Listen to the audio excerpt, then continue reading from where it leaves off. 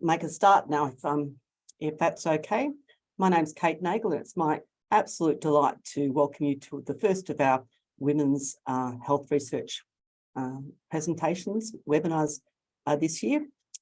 We're crashing into TAAHC's webinar series, and they're monthly, and encourage you to look on the TAAHC website for what's scheduled when, and certainly we'll be back with you in 4 months' time to present another, actually, sorry, 3 months' time to present another women's series presentations. So as we gather somewhat geographically dispersed yet united by virtual means, I acknowledge with great respect the ancestors who've been before us, our Aboriginal elders, past, present and future. And I know that the speakers will also want to acknowledge that. We're on the lands of the Wulgurukaba and Bindal people. And so that's important to note that it's land that was never ceded, sovereign land of theirs. So TAAHC, some of you might be new to what TAAHC is. It's actually a collaboration between the local hospitals up in the tropical part of Queensland, and together with the PHN, the Northern Queensland PHN, and QARC, form this collaboration, which has generated a lot of exciting research and opportunities. So the research themes of TAAHC you can see to the right. So before we get underway, just a heads up to mute your microphones and turn your cameras off, except for when you want to ask a question at question time. Please use the chat to post any questions that will be read at the end of each presentation. And again, there'll be time at the end for people to ask questions. Use your raise a hand function during those question and answer sections. So it's my very great delight to introduce our two keynote speakers, guest speakers this afternoon. The first is Shayema and Shayema will tell you about her, but I can tell you she's successfully passed her PhD examination, and so now she's Dr. Shayema, and she's coming to us from Timor. And we've also got Associate Professor Kendall Gerard, who's coming to us as from this hospital in Townsville as the Director of Midwifery. So I might stop sharing and pass over to Shayema to more formally introduce her presentation.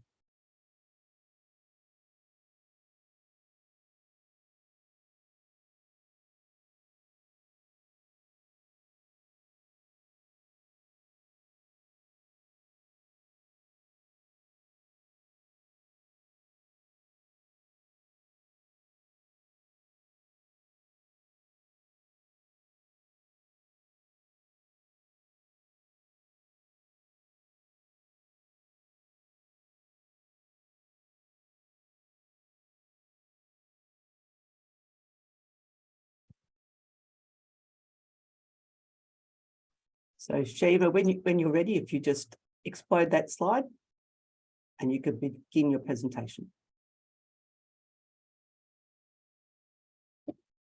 Hi, everyone. I think I'm not visible because I just want to preserve my bandwidth for the internet.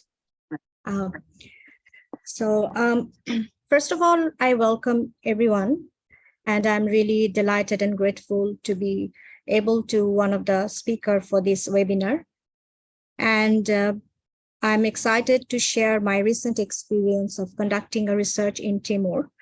As you know that Cate has just mentioned, it's about implementing a continuous quality improvement by providers, especially the midwives, for improved maternal health care in Timor. So I have done this from James Cook University, as you can see, as well as I'm currently working as international advisor in quality improvement in the Ministry of Healthcare.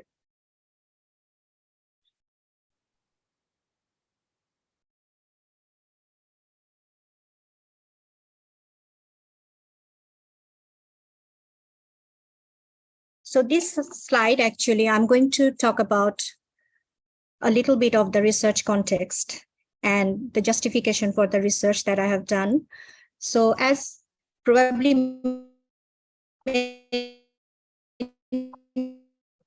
you know that Timor is an island country which is situated in Southeastern Asia and also to the northwest of Australia. This country has a long history of invasion and trauma, and which affected the health system in a broader way, as well as including the pregnant women. And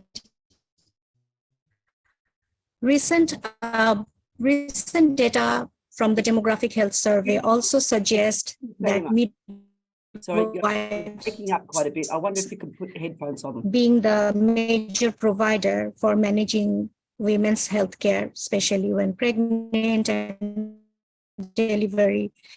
So therefore, the research actually really focused on this particular provider group. And there has been research.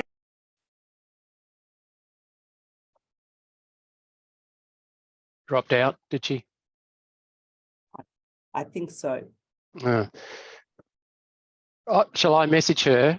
Shall I WhatsApp her and just send her a message on WhatsApp, perhaps to... That'd be great. I think what we might do, if you could tell her that we'll just ask Kendall. Hello? Oh, okay. Is it audible now? That is better. Thank you. That's better, yep. Thanks, David.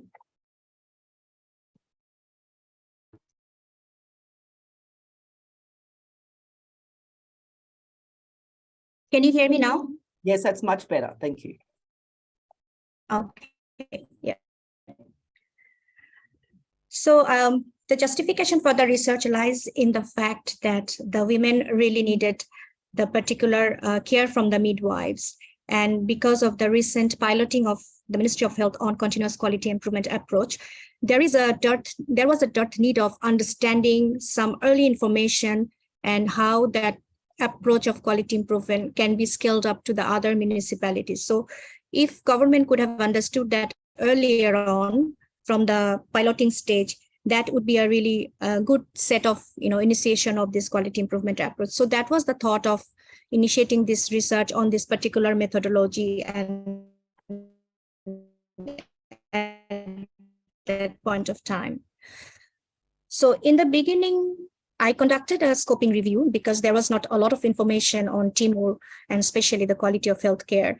So that particular scoping review has been published in the Health Services Insight Journal in 2022.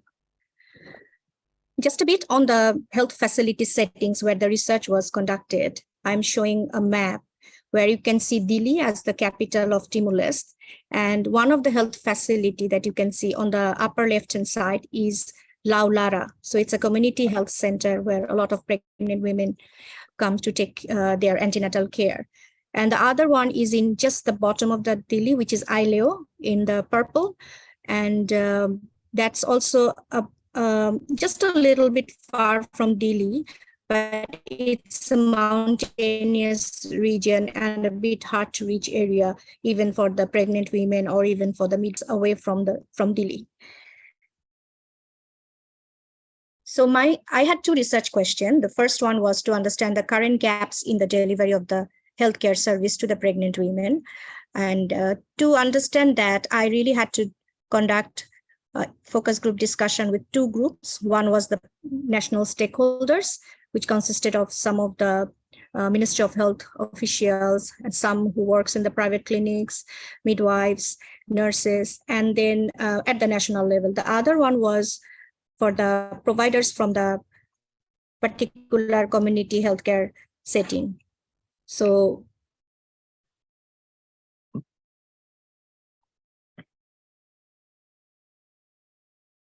and for the other part, to understand the gaps from the pregnant women's side, I've done some interviews with both health facility areas with the pregnant women. So those information actually got the information for the first research question. And for the second research question, that was very specific, that I was implementing the continuous quality improvement. So how the providers were implementing that in their each health facility setting using an action research approach and reflecting what their activities were. And also the second research question wanted to identify some contributing factors that was related to this implementation. So I'm going to the first question finding, so which actually had a very vast finding, but I had to categorize into 4 groups. The first group was related to how a woman seeks care from the healthcare facility setting, how and when. So a lot of information that I gathered from the interview was related to the fact that providers' attitude and communication were like main issues that were affecting the women, whether they want to go to the health facility or not. So as I was mentioning before about the post-conflict situation, the pregnant women are already in a society where they are a lot suppressed from multiple factors. As we can see a lot of articles in Timor, it's a patriarchal society. So when they reach to the provider's attitude means a lot. So I think that's one deciding factor they already talked about many times in the interviews. And of course, the way they are being communicated, whether it's welcoming, whether they're getting a proper seat to seat, whether they are having factors actually related to their healthcare seeking behavior of the women that came out from this research. And waiting time was also one important factor. They talked about that they were managing a lot of their tasks at home and they wanted to come and go back quickly so that they can catch more tasks at home. However, when they have to wait a lot of time, then there was a, sort of sense of not coming to the healthcare facility in that way. So the other interesting category that I found about the gap was different perception that was being, from different levels. So when I did the focus group with the stakeholders, they were talking some different issue about quality improvement. So if you ask them, what are the quality improvement issues that you think important for maternal child health, they would talk more about system issues, like, for example, finance, capacity building, monitoring. So these were kind of very, very broad and generic system issues that they were talking about. And when you ask the same question to the women, they were actually talking different. They were talking about simple communication, a bit of smile, getting space to sit, and giving scope to get some question answer session with the provider. So that sort of thing actually they really consider as a means of quality improvement. So the understanding, the difference between the understanding of the provision of care side and the experience of care side made a lot of difference in this situation, and that's a huge gap in Timor-Leste. And the other 2 categories, as you can see, these are really system related. So the providers talked about resource availability and challenges in terms of their logistic infrastructure and human resource, and which is quite understandable in a new country like Timor. And of course, the final one is the inadequate governance and leadership that had a different subcategories. When you talk about effective leadership, you have to think about whether the leadership is a continued process or, some political situation might hamper those leadership issues or some other team engagement. So those kind of things they talked about in the focus group. And they talked about the inadequate regulatory structure for quality improvement. For example, in the primary healthcare facility, there was probably not a team of a quality improvement activities, there were no team engagement or a particular focal person, but they talked about it. But I know that over the time that has been improved a lot, but there was discussion on those regulatory structure that has to be well connected and well coordinated at various steps. And of course, the importance of measurement and monitoring and evaluation at each level was being talked about as a gap for this maternal and child health care. So for the second research question, which was very specific, as I said, that what was the experience of the provider, especially the midwives, and what factors actually came into play. So I just want to say a very little about Plan, Do, Check, Act, and the continuous quality improvement. As I know, many of you know that this is a system of continuous improvement by any organization. And by simply asking a few questions, what are we trying to do? How will we know that it's a change, is an improvement? And this kind of questions. And also, it's all about this quality, continuous quality improvement approach is all about improving from your current state of state to a future state. But that state, of course, should reflect an improved outcome. So you can go for that through people, process, and technology, modifying at each level. So when you engage them, you can actually improve your scenario from current to future is improved state. So to do that, the health facility settings, there were 4 stages that has been implemented. So plan, do, check, and act. So in the plan stage, in the beginning, they identified the problem, what problem they want to work on. And they actually decided on some plans. Okay, number 1 plan is this, number 2 plan is this. How to address that particular problem, those plans are made by the action research team. So once that's been done, then in the do phase, they go for doing that these plans were implemented or tested. And once that has been done and checked for their improvement or maybe no improvement. So in that way, that initial plan has been continued if it's an improved change, or if it is not, the plan has been modified to a different one. So all of these steps were followed by the 2 health facility, but in a very simple way, and having some data collection done at the baseline level by the action research team themselves. So as you can see for the Laulara, the problem was the women's satisfaction. So they wanted to improve the women's satisfaction, which was found 33% in the baseline to 50% by 12 weeks. However, the result actually showed a lot more improvement to 86%. And what did they do?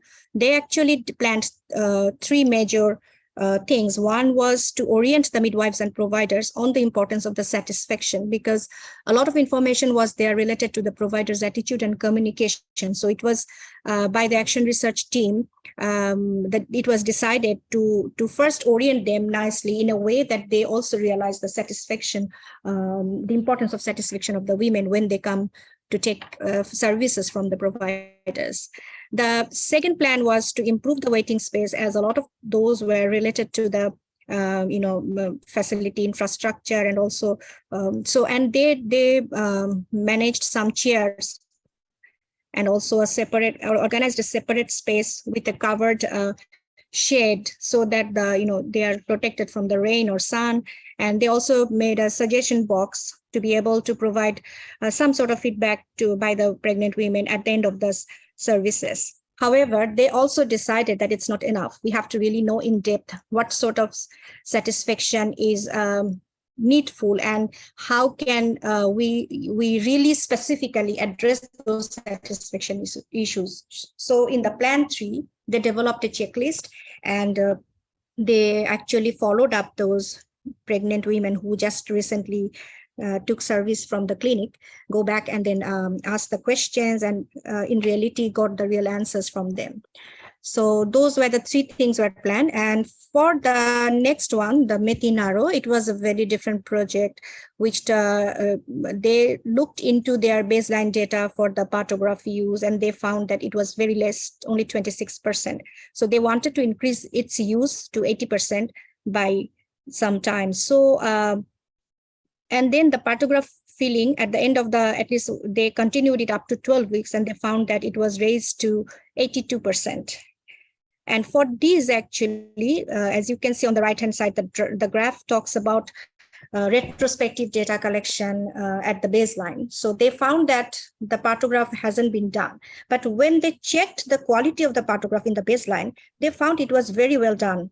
So the idea was maybe they are well off and they know the capacity is there, but the understanding or the sensitization on the importance of partograph is missing. So the first plan was to motivate again and orient them on the importance rather than the actual practice. They know the practice, but they were not doing. And in the next step, they established a monitoring method, like who is doing the delivery, who are they doing it. They were registering all of those and reporting to the health facility chief regularly. So those were the 2 measures. And then this is my very favorite slide, I would say, because, I had extreme different experience when I dealt with these two health facilities, seeing a female leader in Laulara, a midwife, compared to the other facility, the leader was a doctor. So I found that where the female leadership was there, the midwives and even the team worked in a more efficient way, as in terms of organizing those meetings, in terms of analyzing those meetings, in terms of taking action, in terms of being able to speak, openly, like they were able to provide their opinion openly in the meetings compared to the others. So, I mean, it is my reflection, and as well as from the findings I could see from the team meetings and all, I could see those power difference issues. So important to understand that until then, I didn't have that idea that there can be a very slight issue of that power difference when you are dealing in the same health facility. So the learning from the research, actually, I really thought about this slide a lot, because it's not only, of course, I'm a researcher, but I know the health system well here because I've been working here for 3 years. So I've seen that the issue about pregnant women and also the providers, the midwives, I mean, so they both are women and they both are subjected to the power difference in their respective areas. So I would say, but then when a woman come to a midwife, so they are actually not realizing each other's issues. So, there is something that is probably, some deeper thoughts have to be given in this regards, that how those power differences issues, how can the midwives be more empathetic to the pregnant women who are coming, or as well as how the pregnant women can express themselves well to their about their situation to the midwives. So, and one promising thing that came from the research is the midwifery leadership. So it's something that the Minister of Health should really consider about, that whether this really can work in a model to scale up in other places, at least have that sort of power and authenticity even at a national level. That might be something to consider. And of course, the addressing the power difference between providers when they're engaged in a particular quality improvement work is something very important too. The providers also realize that the small quality improvement initiatives do not always depend on huge resource allocation. It's just buying simple chairs, giving drinking water, and just reorganizing their workspace actually solved a lot of big issues, including the satisfaction. So yeah, but in the mind of everyone, there is we need a lot of resource to do this. So, and the final one, which is very important, I would say, in Timor-Leste context, is modality like action research can really be useful for implementing the quality improvement process, because at least they know a process, how they form a team with a particular vision of how frequently they're going to sit for the meeting, what would be the data gathering process, how can they utilize that platform to do their best, how a leadership can really work in that way. Because if you prepare a team without a particular objective or without a particular vision, probably that team doesn't work in a way like the way it worked here using that action research approach. So that's one of my understanding from the research. I did have a lot of limitation in this study because, it happened during the pandemic. So my implementation phase has to be stopped in between. And then I couldn't go to the health facilities. The providers were busy in doing COVID vaccination campaigns. So a lot of those things, action research group members kept being changed. And I was stuck in the foreign country. I had that vaccination reaction from AstraZeneca. I was stuck 1.5 years, wasn't able to come back to my family. So there were a lot of those things that happened. But at the end, I'm really fine that it came up into such a good conclusion. So I'm extremely grateful to a lot of people, but I think I should say one from Australia side, one from Timor-Leste side. So from Australia side, my advisory panel, David Lindsay, Murray McAleef, and Kylie Wild, Karen West as my former advisor mentor, JCU cohort program, very grateful to Melissa and Meryl. And these are the people I'm really, really very grateful to From Timor-Leste, I have to mention the Ministry of Health Timor-Leste, because I have been having been able to work as an international advisor. I got ample advantages of being able to go to the field, talk to them, because they accepted me as how I am in my work. And then also I got a team of research assistant, research mentors, and I've got a research mentor, Henriqueta da Silva, who is from National University of Timor-Leste. And also I've got the Laulara and Metina Action Research Group team, who has been really dedicated to conduct this research along with mine. So these are some of the references, and I just want to show the final slides, just the road condition of Laulara when I was going for the first action research group meeting. You could imagine this is the road that the midwives always follow. If they're traveling from Dili to Laulara, they're following this road, or a pregnant woman is also traveling through this road. So you can imagine that's the scenario here. Yep, and that's all about my session. Thank you so much for patience hearing. Thank you very much, Shayema. That's fantastic. If you could stop sharing your slide, that'd be great. Fantastic. We might throw to Ray to field the questions.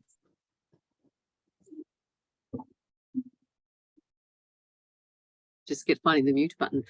The only two questions in the chat right now, Cate, actually come from you. I have a question, but let's throw to you, Cate. You've asked a question. You're so funny. All right, now my very good questions. Shayema, that's a wonderful presentation. Thank you so much. Just fabulous work with lots of challenges, and you've shared some of them. I wonder if you could tell us, I know that you are used to working in Timor. So apart from your familiarity, what were the factors that you think helped you get buy-in at the beginning of this project?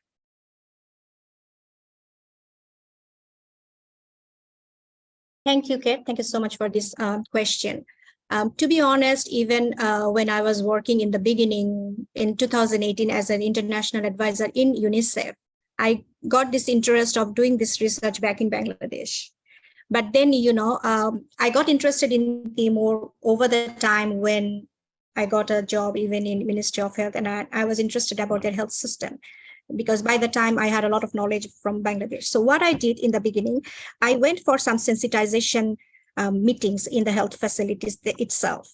And there I just spoke to the chief in the beginning, because the chief has to be motivated.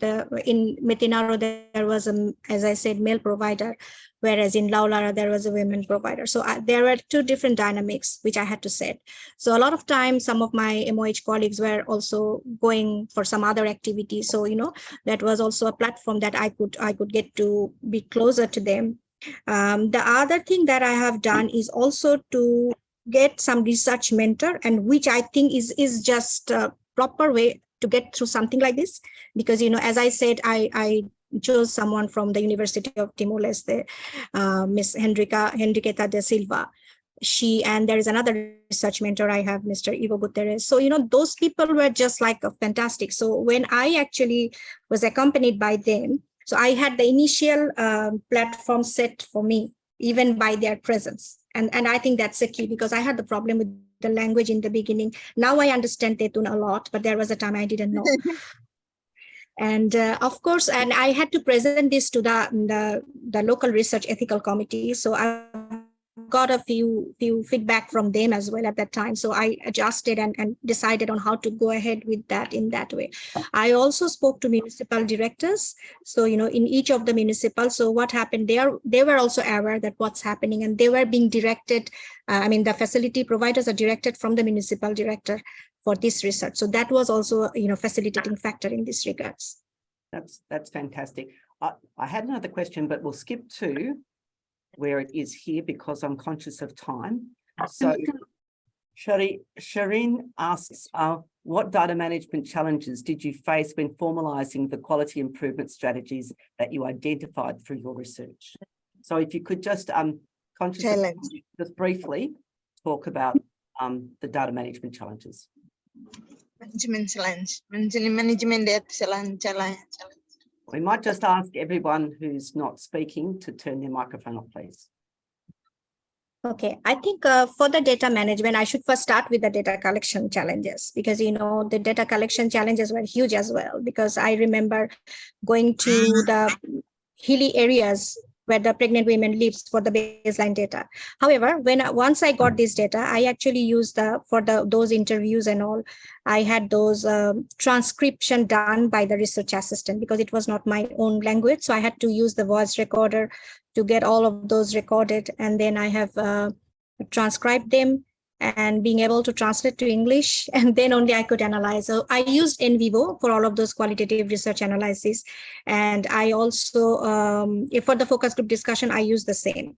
In case of data from the action research meetings and in meeting minutes and all, that was also same, analyzed each one, because there were not a lot, because I only had a 3 months implementation period after the pandemic. So there wasn't a lot of data, initial focus group data and also the interview data in terms of getting it transcribed, translation by the research assistant. So I really had to beg them they used to translate from Tetun to Bahasa, which is Indonesian, because Tetun doesn't have a Google Translate.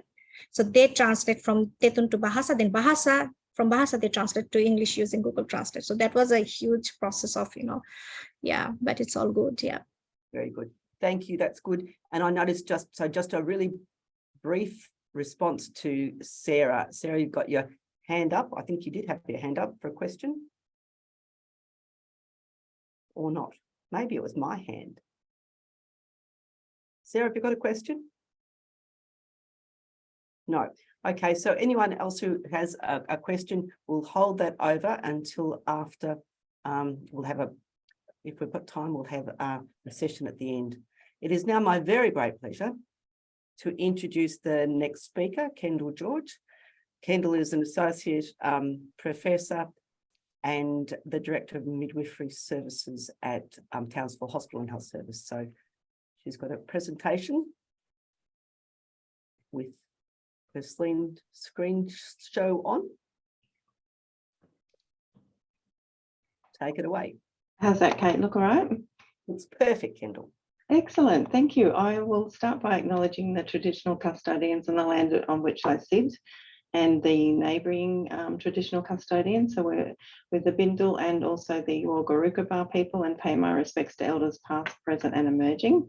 It is a pleasure to be able to share this research from a diverse group of international researchers, which I was played a part of, and it's titled Symptoms of Depression in Parents After Discharge from NICU Associated with Family-Centred Care.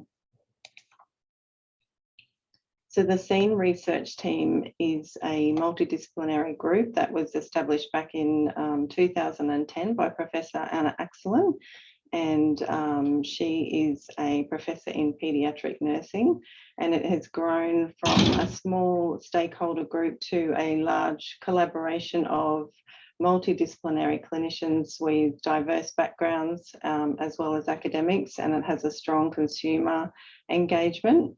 We've got over 140 people involved in this, in the SCENE research group now, and the main aim of the key goal of the SCENE research collaboration is to identify, construct and implement best practice to support the physical and emotional experiences of parents that have a baby that's admitted to the neonatal care environment. And so it's been a pleasure to be engaged with them. And this project was one of the projects that came about in 2019. So a little bit of background about preterm birth and depression. We've got strong evidence over some really robust research from the early 2000s to 2020 linking preterm birth with depression, especially in mothers. And we know that when a baby's admitted to the neonatal unit or neonatal intensive care unit, it's often unexpected. It's traumatic and stressful for parents. They have challenges faced with accessing their parents and realising their parental role, and they're often separated from the infant, which has ongoing issues. So across the world, there's around 15 million babies born preterm, so that's before 37 completed weeks gestation. in the world, and rates vary between countries. In Australia, we're around 8.9%, and in different components of Queensland, we have a higher rate depending on our cohort. So North Queensland, we're sitting at around 10.1% of babies born before 37 weeks. We know that depressive symptoms often result from separation from the infant and the challenges of parenting in often a professional-centred environment. And so what we did find was that the interventions around having parents present and having more skin-to-skin contact, as well as implementing some family-centred care interventions, may be beneficial for maternal wellbeing and infant development. However, we found that there was weak or sparse evidence that linked associations between family-centred care and depressive symptoms. So this project was guided by the Family-Centred and Developmental Infant Care by the European Foundation for the Care of Newborn Infants, and they've got 9 standards that correlate across to our cohort as well.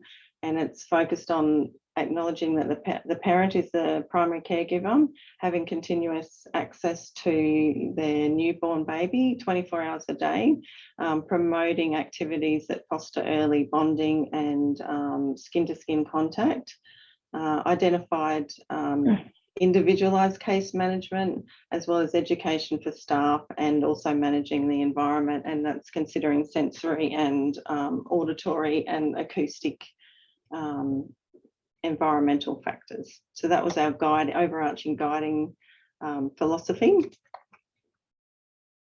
So our aims were to examine if parental presence, parental skin-to-skin, and the quality of family-centred care explain depressive symptoms at discharge from the neonatal unit and at 4 months corrected age for the preterm baby.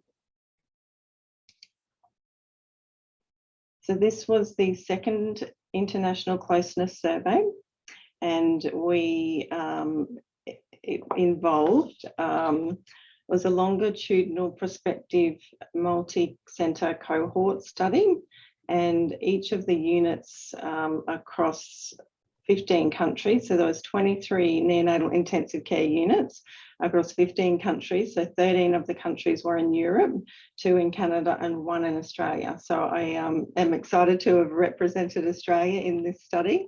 And each of the units recruited 30 families with infants below 35 weeks gestation, and were involved in this. So the first International Closeness Survey was conducted in 2013 to 2014, and they looked at 6 different countries, 11 different neonatal units, focusing on parental presence and skin-to-skin, and they found a vast range of measurements between countries, but within countries was more notable. So they were trying to identify what the practices are and the differences in that. One of the most important components of promoting closeness was the opportunity for parents to be able to stay overnight and have access to their newborn 24 hours. So that was our sample, and our inclusion criteria was the infant was below 35 weeks, and they had a mobile phone to receive text messages. They also had shared a common language. The infant was expected to live and be discharged, and they were going to be in the unit longer than 3 days, and they weren't any more than twins. So multiples greater than twins were excluded.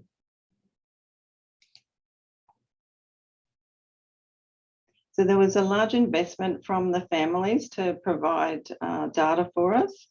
The parents were recruited within the first couple of days of admission.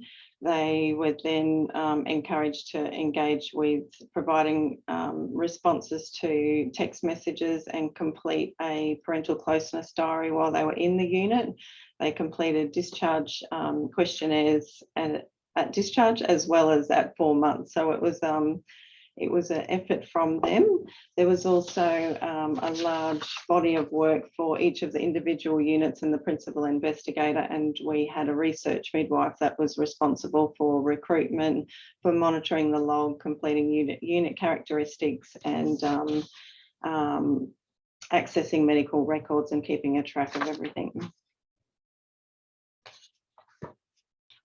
So this data tool was actually developed in our first closeness survey, in the first closeness survey, and it is a 24-hour time log with 5-minute increments, and it's for the mothers and the partners or fathers to log their time present within the unit, their time holding the baby, and their time in skin to skin, and that was used as one of our measures. That was completed for a 14-day period during the parental stay. And the next data collection component was text messages that were directly linked with what family-centred care aspects, the key family-centred care aspects. They were sent random text messages every afternoon for participating, if the mum was participating, or both father and mother, and or the parent, the alternate parent could also just participate. And their responses were rated on a Likert scale. 0, they weren't at the unit, and 0 to 7, they scored the how they felt that family-centred care was delivered, and aspects of that.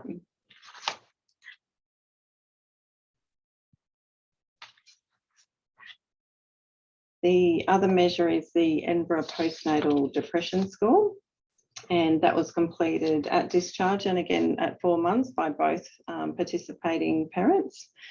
And we know that this is a valid method to measure postnatal depression or depressive symptoms across the perinatal period for both mothers and fathers. And the scale, it consists of 10 questions, and the responders, based on the responders' feelings over the previous week, and if there's absence or presence of symptoms such as insomnia, their mood, tearfulness, and thoughts of self-harm. So the parents rate each question from a 0 to 3, and the top score is 30. And we had a mean score as a cutoff for a clinical depression, which was greater than or equal to 13.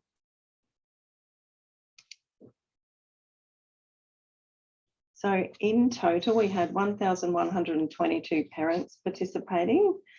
The 96% of them were in a relationship, and 44% had, this was not their first baby.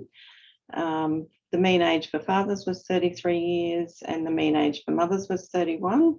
The average gestational age for the baby was 32 weeks gestation. 27% of the cohort were twin babies, and the length of stay, the mean length of stay was 23 days.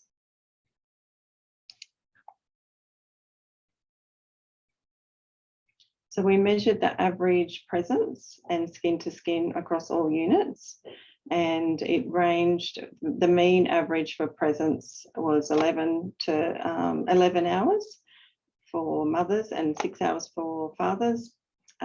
Presence ranged quite dramatically from 2 hours and 41 to 21 hours and 1 hour versus 16 hours for the fathers. The skin to skin also, mean per day was 136, but ranged from 8 to 4 hours and 23, and that's continuous skin to skin. And what we did find is that the parents' presence or skin to skin were not associated with parental depressive symptoms. In regards to the rating of the perception of family-centred care in the 9 aspects, there was 4 key aspects that we found associated with depressive symptoms for parents. So I'll explain that. So the mean EPDS for mothers at discharge was 9.19, and at 4 months was 6.66, and for the fathers 6.34, and at 4 months corrected age of the newborn was 4.45. Noting that there was a quarter of the mothers were classified as having clinical depression on discharge. and fathers at 8.3. So in comparison to mothers of full-term infants, that's significantly higher. And again, for mothers, they were still at 12.3% at 4 months and fathers 5.8. So they were scoring greater than 13 on the EPDS score.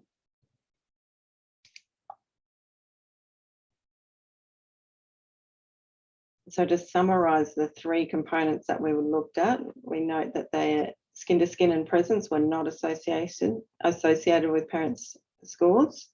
The quality of family-centred care was associated with mother's EPDS score at discharge and at 4 months, but for fathers it was associated at discharge but not at 4 months.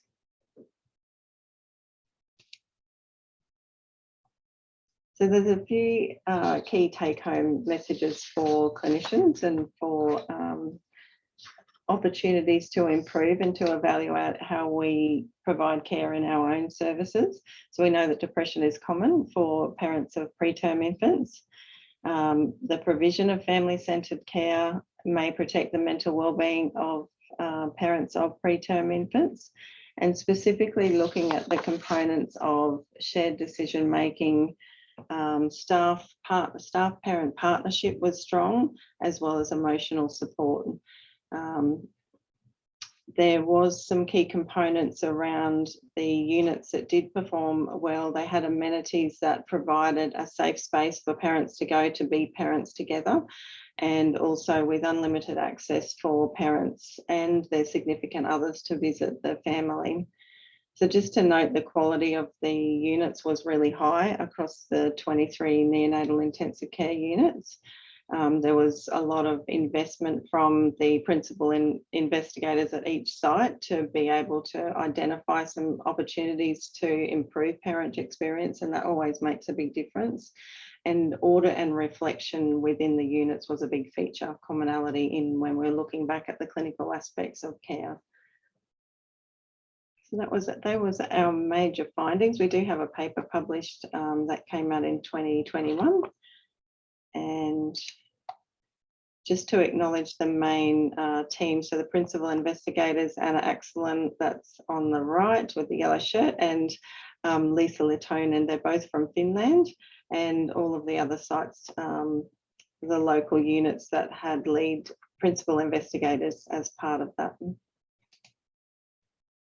And that is via references. Thank you, Cate. Fantastic, Kendall. What a really interesting presentation and such valuable work. Now, I will, before there's any questions posted, and I know I've got a couple of colleagues here who've got a question to ask you, but I'd like to know, of those findings, so when you look as Director of Midwifery, and I'll extend your realm to neonatal care here. I know it's not really, but let's say it is. What are the features at Townsville that you would be most proud of and you think most preventive for clinical depression? We've got some really proactive clinicians that are very invested in keeping mothers and babies close, and we work together quite cohesively between maternity inpatient unit versus the NICU and special care, and have a streamlined process for babies that are admitted under the neonatal unit but are staying with their mother to coordinate the care. So that seems to be working really well. There's always opportunities. So they've got the new NICU that's just about to be rolled out, where mothers that are unable to attend to their baby and they've got other family members at home, other children at home and can't be here, or especially during COVID or times when there's limited access due to various reasons, that they can visualise their baby 24 hours a day. And so I know the team are really excited about that. So that's something to look forward to. That's been a big project that's the team work hard towards. Fantastic. I'll take Chair's privilege and ask another. So I'm really, there's an incredible impost upon participants in this study at a time when they're under great stress with a premature infant in neonatal intensive care, at a time when many of them had children at home. So I'm interested in you sharing with us, what do you think kept them engaged? It came down to the principal investigator and the team on each floor, on each of the sites, to be really passionate about it. And the story that they tell about recruitment is that this is to gain feedback on how to improve their experience. And they developed a rapport because it was ongoing engagement, it was daily interactions, it was fault finding with the text messages. So they built up a relationship with our research midwife at our site, and then it was pasting it in a wider picture as to what the main goal was. So sharing a little bit of the background and history and keeping them engaged. But it definitely took a lot of energy from each of the sites to maintain that communication. So it's investment with a bigger picture. Yeah, fantastic. Ray. Thank you. That's the great presentations from both of you. Thank you.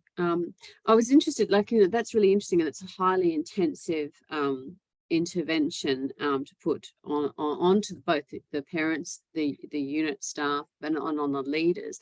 I want to take you back a bit. A lot of people that we work with in TAAHC are only sort of starting on their research journey. The very first slide you saw was one of the biggest collaborative groups I've ever seen. And I've been doing this for a while. My question is, how on earth did they find you or you find them? The collaboration team run a workshop that tags onto the main conference, so maternal and infant neonate nurture and nutrition. And so that's how we got to connect with some of the key speakers there, and they actually lead that next group. So it started off small, but then they've just built this large body of work that is so many people are passionate about, and from really diverse backgrounds. So I started off engaging with them when I was doing my PhD and presented at one of their conferences, and then found some friends that I wanted to play in the sandpit with. But they're very welcoming for new researchers, for any of the clinicians that work in the neonatal environment or with families. Very open. So it's an open invitation, and to connect on, it's really just your willingness to engage, and it is work that's usually outside of their current role. So it's something that is like a bit of a passion work, but if it's going to improve the local services or to do some reflecting on their local services, they're always open. So yeah, it's a great question, Ray. So that's just a learning, I think, for us all. Just when we put down on our leave forms or conference forms, we talk about networking, is really do it. Really, yeah. Ask questions, and opportunities arise from that. We'll just throw out to Marianne Hadlin with the question. Thank you, Dr. Kendall. Really interesting presentation, and I haven't heard it before, so I appreciate listening in today. Just a question, just to clarify, because really exciting with all the different countries and sort of how you guys could go ahead and make those conclusions. So the ones you presented today, are they based on the Australian findings, and were they similar internationally in this longitudinal study? Yeah, it's a great question, because we only had one unit. We were a level 5, and we at the Sunshine Coast, they have rooming in, and they do foster that. So I think that was one of the key components that we did specifically well, was unlimited access. And so it's tricky to pull apart the individual sites, but there's a lot of different sites that were not doing as well that kind of brought that mean down. But the main intention was to promote that reflection on how are we actually delivering family-centred care in regards to the standards and aspects of the care. But yeah, like it said, the association was strong in 4 of the components, and that really brings home what's important to parents and reflects in their emotional well-being, and especially for the mums at that 4-month discharge period, to have 12% still feeling clinically depressed, and at discharge 25% clinically depressed. There's a lot of work that we can do. Okay, Wendy Smart's got a question. Thank you, Dr. Hello, Wendy. Hello, that was amazing. My question really relates to that. Did you have to put interventions in for people, for mums and dads who had clinical depression? Yeah, when the research midwife was looking at it and monitoring the log for the EPDS, if there was anyone that flagged over 13, we had it inbuilt in our ethics approval that we had a referral process in place for psychology support. And so we had to have that established before we were able to recruit them. So that was, yeah, it was good. And there was a couple of units that picked up people that needed ongoing support after the 4-month period. Thank you. Yeah. Fabulous. Has anyone else got a question of Kendall? If not, we might just open it up to both speakers. We've got a few minutes left. I might ask Shayema if I could, Shayema. I'm interested in any culturally significant aspects that either hindered or perhaps enhanced your effectiveness. So are there any specific to the setting of Timor-Leste and all of that history that you provided, the fact that it's a patriarchal society, all of those sort of, any of those things that were particularly helpful or perhaps were presented a challenge that you needed to address? You're just on mute. I love to say that because it's always me being told. One of the major challenge that I faced during its implementation is being able to organize them to sit for the action research group meeting. So I had to go through a lot of process in that regards. First of all, communicating with the chief, and then, when the chief says yes, then most of the providers, sometimes they are going out for some field activity. So not a lot of them were present. So I had to think about a strategy. What is it that might help them to come together and, they can all enjoy the meeting instead.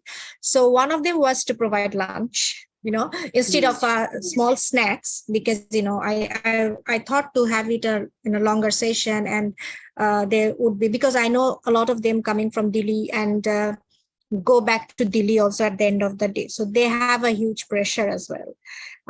And another thing, I wanted to make it interesting by learning Tetun by myself a bit, because when they consider me as a foreigner and they are not able to speak a lot of what they want to speak to me in relation to the quality approach or whatever. So when I started to know them, I was being very friendly. I had an interpreter as my research assistant, but I let them speak in Tetun. So, they can express to me. But then, of course, when I speak, it's a bit of mixed Tetun and English that comes up. Yeah, that was interesting. And of course, about the patriarchal society, it could be reflected from the interviews, like when the pregnant women were even within the health facility platform, they were not able to speak openly what they wanted to speak. So at some point, we means me and the Action Research Group members decided better to follow them close by to their home and engage the research assistants. They seek the help from the research assistant to do those interviews instead of the providers directly doing their interviews. So it seemed that that's a sort of, and as I kept talking about the power, so when we went to the field to really explore, a lot of things came out. So we actually then could moderate it in a different way, nicer way, by engaging the leaders and Action Research Group. So I think that somehow the female voice is being not raised in that way in the society, so and that could be an implication of the over the colonization period and Indonesian period, and everyone seems like to be traumatized, like the way they talk, they open up, like it just seems I just feel I'm very different. I myself is a very different woman than they are, because I can express myself and they're not able to express. And the challenge was their education level too, because when I was communicating from my level, I cannot just use all my terminology of medical dictionary to them. So I had to be really very simplify whatever I wanted to ask, giving more example. So if I want to ask them, for example, that what is the satisfaction? How do you rate the